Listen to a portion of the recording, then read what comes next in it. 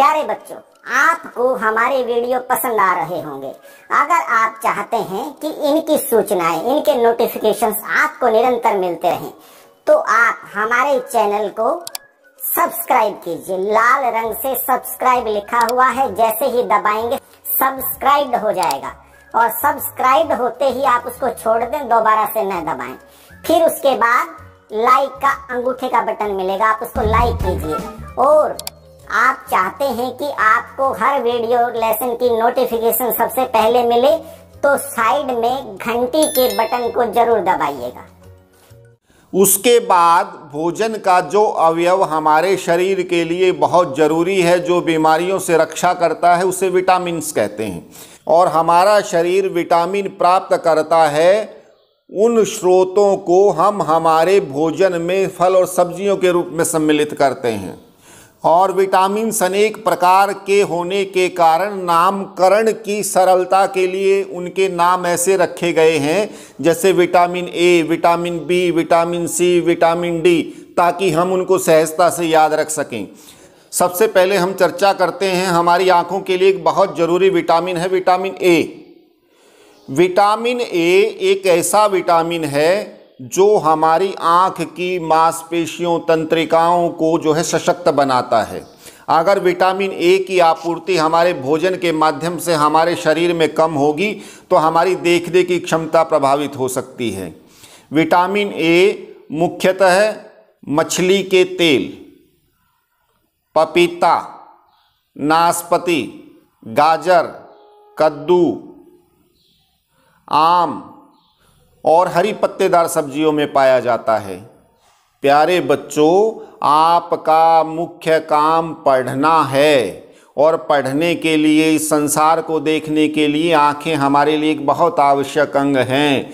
और आँखों को स्वस्थ रखने के लिए, ताकि हमें ये हमारे चारों ओर ये रोशनी, ये सुंदर संसार दिखाई देता रहे, इसके लिए हमें आँखों को स्वस्थ रखना आवश्यक है। और आँखों को स्वस्थ रखने के लिए हमें हमारे भोजन में विटामिन ए युक्त पदार्थों का खूब सेवन करना चाहिए।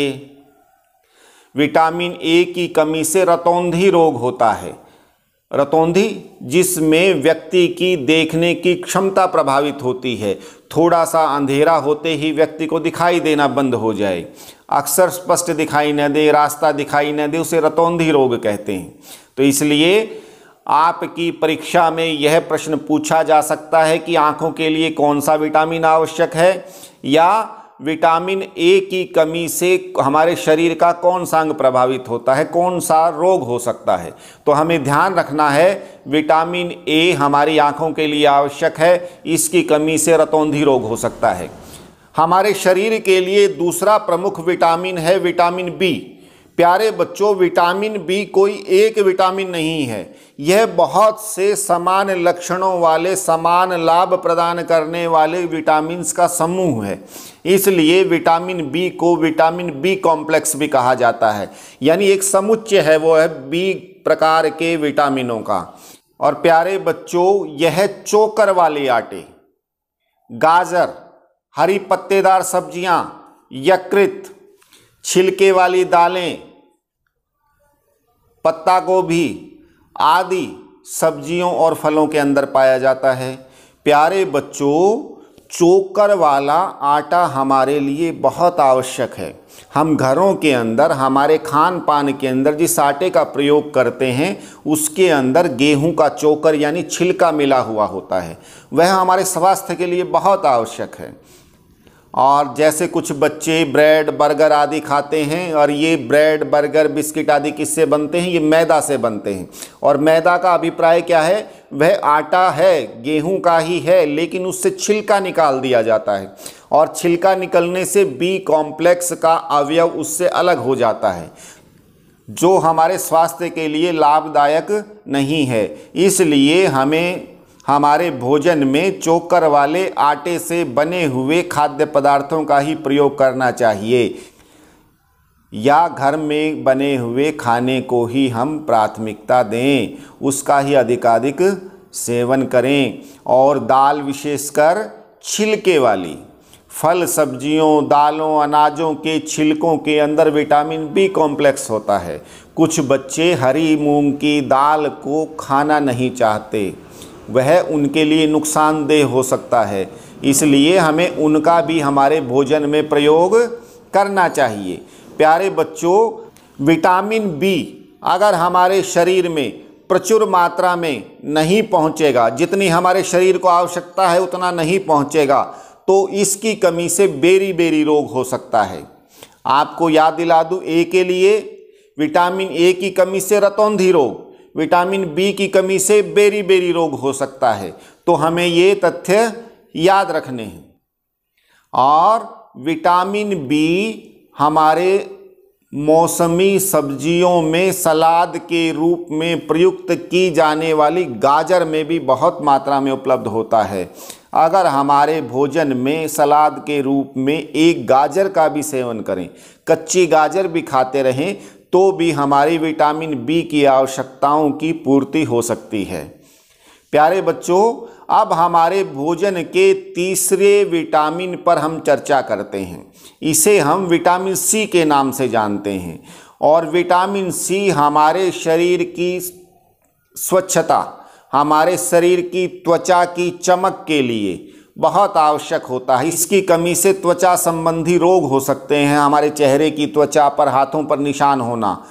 आपने देखा होगा कि कुछ बच्चों के थोड़ा सा कुछ कठोर चीज़ खाते ही मसूड़ों से खून निकलने लगता है, त्वचा फटने लगती है, त्वचा पर कुछ चकत्ते जैसे निशान मिलते हैं, वह स्कर्वी रोग है। वह विटामिन सी की कमी से होता है।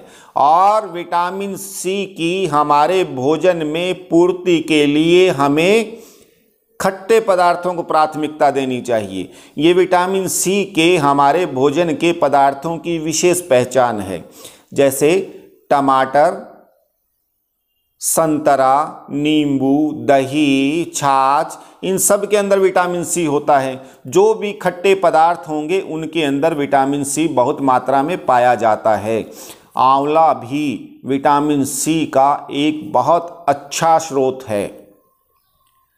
तो प्यारे बच्चों, स्कर्वी रोग से बचने के लिए हमें हमारे भोजन में विटामिन सी युक्त भोज्य पदार्थों का सेवन करना चाहिए। और चौथा हमारे भोजन का एक आवश्यक विटामिन है विटामिन डी। विटामिन डी की यह खास बात है कि यह अधिकांश जैव उत्पादों में पाया जाता है। जैव उत्पाद यानी जीव जंतुओं से मिलने वाले जैसे मांस, अंडा, दूध, पनीर, घी आदि, इनके अंदर विटामिन डी प्रचुर मात्रा में पाया जाता है। लेकिन ईश्वर ने हमें एक और वरदान दिया है। हमारी त्वचा में यह गुण है कि वह गुनगुनी सुहानी धूप के संपर्क में आती है तो वह अपने आप ही विटामिन डी तैयार कर लेती है। लेकिन इसके लिए हमें ध्यान क्या रखना कि गुनगुनी सुहानी धूप हो। बहुत तेज धूप में अगर हम खड़े होंगे तो हमारी त्वचा जल जाएगी, हम बीमार हो जाएंगे। इसलिए गुनगुनी सुहानी धूप सुबह निकलते हुए सूरज की या शाम को ढलते हुए सूरज की या अच्छे सर्दियों के मौसम में जो धूप हमारे शरीर को सुहाए, ऐसे में वो धूप हमारे शरीर में त्वचा के संपर्क में आकर के अपने आप ही विटामिन डी तैयार कर लेती है। मशरूम के अंदर भी विटामिन डी पाया जाता है। प्यारे बच्चों, मशरूम भी क्या है? एक जैव उत्पाद है जो हमारे गले सड़े पेड़ पौधों के पत्तों के ऊपर उगाया जाता है, मशरूम की सब्जी। तो मशरूम के अंदर भी विटामिन डी प्रचुर मात्रा में पाया जाता है। हमें भोजन के अंदर इन पदार्थों को भी सम्मिलित करना चाहिए। और अगर विटामिन डी की हमारे शरीर के अंदर कमी हो जाती है तो हमारे शरीर में रिकेट्स रोग हो जाता है। रिकेट्स रोग क्या होता है? कुछ बच्चों की आपने देखी होंगी कि कमज़ोर बच्चों की पैरों की हड्डियां मुड़ जाती हैं, लचीली हो जाती हैं, नरम हो जाती हैं, वह रिकेट्स रोग होता है। प्यारे बच्चों, विटामिन डी के बाद कुछ सूक्ष्म विटामिन भी हैं जिनकी हमारे शरीर को कम आवश्यकता होती है, जिनके बारे में हम अगली कक्षाओं में पढ़ेंगे। वे हैं हमारे विटामिन ई और विटामिन के। विटामिन ई भी हमारी त्वचा की चमक के लिए, सुंदरता के लिए बहुत आवश्यक है। विटामिन ई हमारे शरीर की रोग प्रतिरोधक क्षमता को बढ़ाता है, यानी इम्यून सिस्टम को, ताकि हमारे अंदर रोगों से लड़ने की शक्ति आए, ताकत आए, हम रोगों के कीटाणुओं को भगा सकें। वह विटामिन ई से हमें उपलब्ध होता है। विटामिन ई के हमारे कुछ प्रमुख स्रोत हैं पपीता, जैतून का तेल, ब्रोकली, गोभी, एक विशेष प्रकार की गोभी होती है, तो उससे हमें विटामिन ई मिलता है।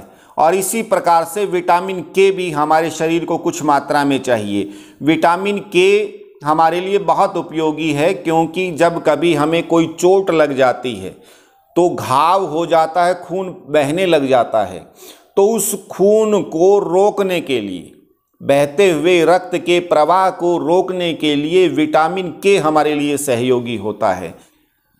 हमें भोजन में विटामिन के से युक्त पदार्थों को भी शामिल करना चाहिए। यह भी खीरा, पत्ता गोभी, ब्रोकली, हरे पत्तेदार सब्जियों के अंदर पाया जाता है। प्यारे बच्चों, ये तो हमने की विटामिन्स की चर्चा। अब इन विटामिन्स के अतिरिक्त भी हमारे शरीर को कुछ खनिज लवणों की आवश्यकता होती है, जो हमारे शरीर के विकास में, बीमारियों से रक्षा में हमारा सहयोग करते हैं। वैसे तो बहुत से खनिज लवण हैं जिनकी हमारे शरीर को आवश्यकता होती है, लेकिन प्रमुख खनिज लवण जिनकी हमें नियमित भोजन में आवश्यकता होती है वे हैं कैल्शियम, फास्फोरस, आयोडीन और लौह तत्व। तो प्यारे बच्चों, कैल्शियम और फास्फोरस मूलतः हमारे शरीर की अस्थियों, हड्डियों को मजबूत बनाते हैं। इसलिए हमें हमारे भोजन में इनके स्रोत, हरी पत्तेदार सब्जियों, सेब, केला, अमरूद आदि का भी प्रयोग करते रहना चाहिए। आंवला भी कैल्शियम का एक बहुत अच्छा स्रोत है। प्यारे बच्चों, कैल्शियम और विटामिन डी एक दूसरे पर आश्रित हैं। अगर हम कैल्शियम प्रमुख रूप से हमारे भोजन में लेते रहें और हमारे शरीर में विटामिन डी की कमी हो, तो हमारा शरीर उस कैल्शियम को अवशोषित नहीं कर पाएगा, रोक नहीं पाएगा। तो कैल्शियम हमारे शरीर में ठहरे, हमारी हड्डियों में जाए, उसका समुचित उपयोग हो, उसके लिए हमारी विटामिन डी भी होनी चाहिए शरीर में। तो ये एक दूसरे पर आश्रित भोजन के घटक हैं। कैल्शियम दूध, अंडा, मांस, दालें, सोयाबीन, संतरा, अमरूद, नींबू, टमाटर आदि इन पदार्थों के अंदर पाया जाता है। प्यारे बच्चों, अगर हमारे शरीर के अंदर कैल्शियम और फास्फोरस की कमी हो जाती है तो हमारी हड्डियां कमज़ोर हो जाएंगी। थोड़ा सा झटका लगते ही वो तत्काल टूट जाएंगी या मुड़ जाएंगी। इसलिए हमें अगर स्वस्थ रहना है, क्योंकि हमारे शरीर की वृद्धि और विकास सारा का सारा एक हड्डियों के ढांचे के ऊपर टिका हुआ है। अगर हमारी हड्डियां समुचित रूप से विकसित नहीं होंगी तो हमारे शरीर की वृद्धि भी प्रभावित होगी। इसलिए कैल्शियम, फास्फोरस, विटामिन डी हमारे प्रमुख आवश्यक तत्व हैं भोजन के। प्यारे बच्चों, इसके बाद भोजन का एक प्रमुख आवश्यक घटक है, एक तत्व है आयोडीन, जिसको हमें हमारे भोजन में अवश्य शामिल करना चाहिए। आयोडीन एक ऐसा तत्व है जिसकी कमी से गाइटर रोग हो जाता है, गले की यहाँ की ग्रंथियाँ फूल जाती हैं और गला मोटा हो जाता है, और जिससे व्यक्ति की मृत्यु भी हो सकती है। आयोडीन को प्राप्त करने के लिए हमें हमारे भोजन में लहसुन, अदरक, दूध, मनक्का, मांस, दही, पालक, मछली आदि भोज्य पदार्थों को अवश्य सम्मिलित करना चाहिए। इससे आयोडीन की पूर्ति हो सकती है। प्यारे बच्चों, प्रत्येक स्थान पर ये सारे घटक जिनसे हमें ये मिलते हैं, ऐसा भोजन उपलब्ध नहीं होता। इसलिए हमारी सरकारें भी कुछ प्रयास करती रहती हैं। उसके लिए किस प्रकार से उपलब्ध कराया जाए, जैसे आप अपने घर के अंदर रसोई में प्रयोग किए जाने वाले रिफाइंड तेल, वनस्पति घी के डब्बों के नीचे लिखी हुई चेतावनी या सूचना को पढ़ें।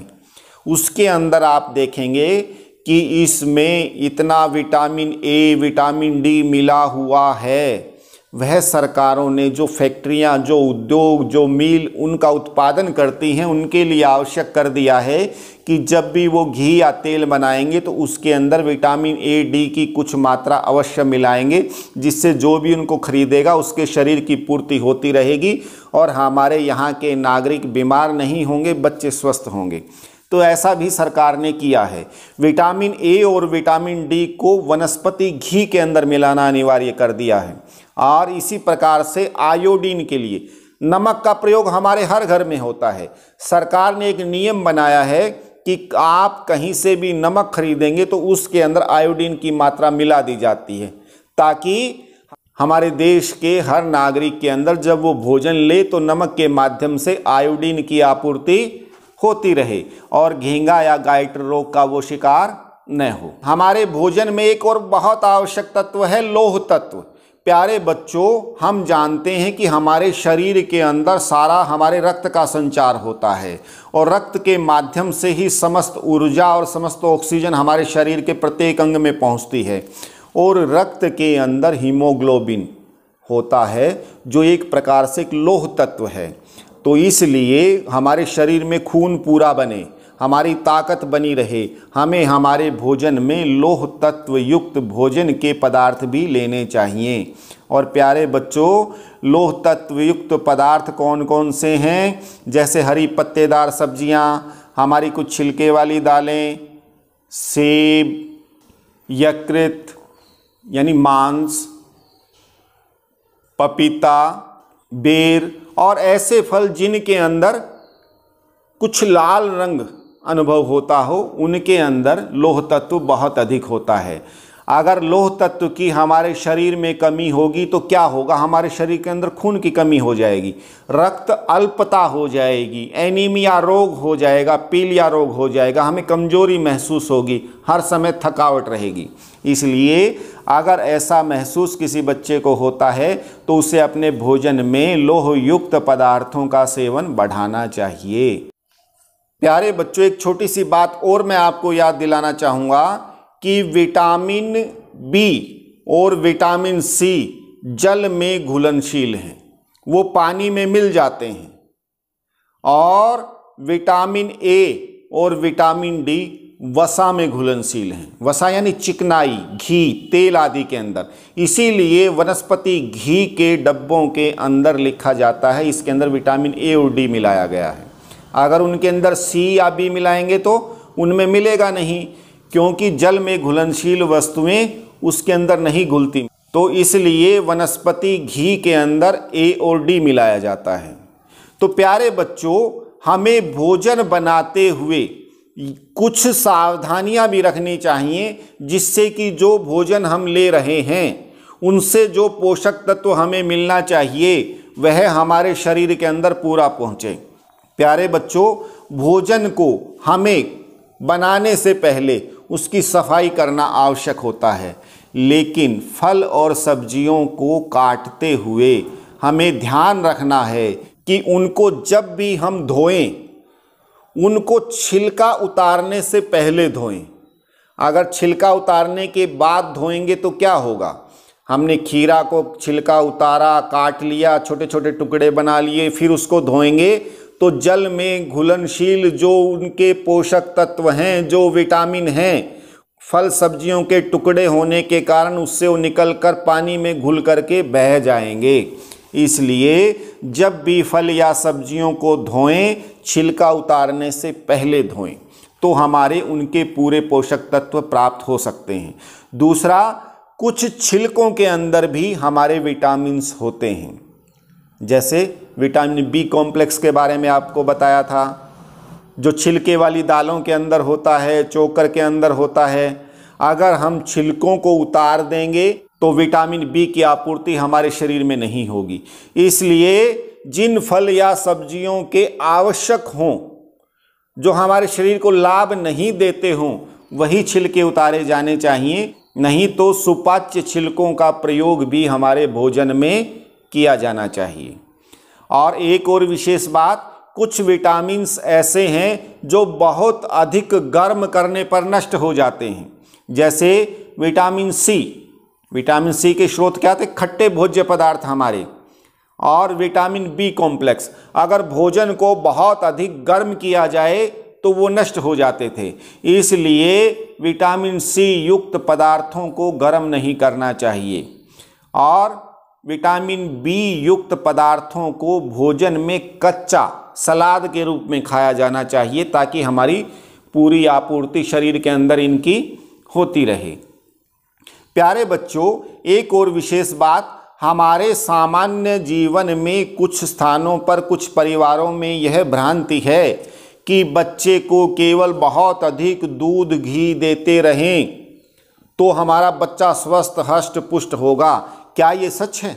उसके शरीर में विटामिन की आपूर्ति कम हो जाएगी, वसा अधिक होने से शरीर बहुत अधिक मोटा हो जाएगा, और वह भी अच्छे स्वास्थ्य की निशानी नहीं है।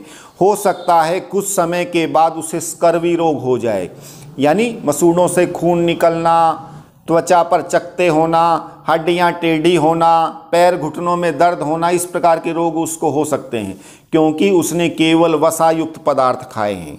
इसलिए हमें भोजन लेते हुए इन बातों का ध्यान रखना है, केवल एक विशेष घटक पर ध्यान नहीं देना है, बल्कि सभी घटक पर्याप्त मात्रा में हों, और ऐसे ही भोजन को संतुलित भोजन कहा जाता है, जिसमें हमारे भोजन के सभी पोषक तत्व, आहारी रेशे, जल आदि पर्याप्त मात्रा में उपस्थित हों, उसे हम संतुलित भोजन कहते हैं। और प्रत्येक व्यक्ति को स्वस्थ रहने के लिए संतुलित भोजन ही करना चाहिए।